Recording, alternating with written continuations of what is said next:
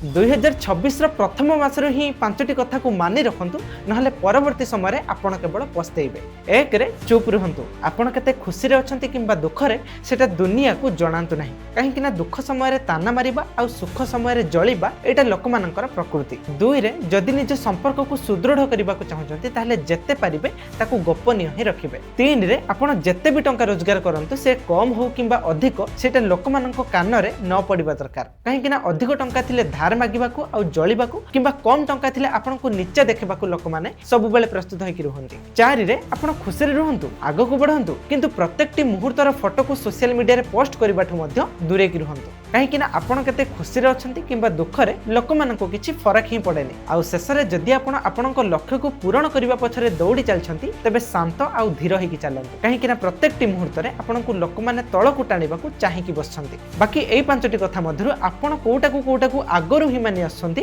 Comment करके जणांतु।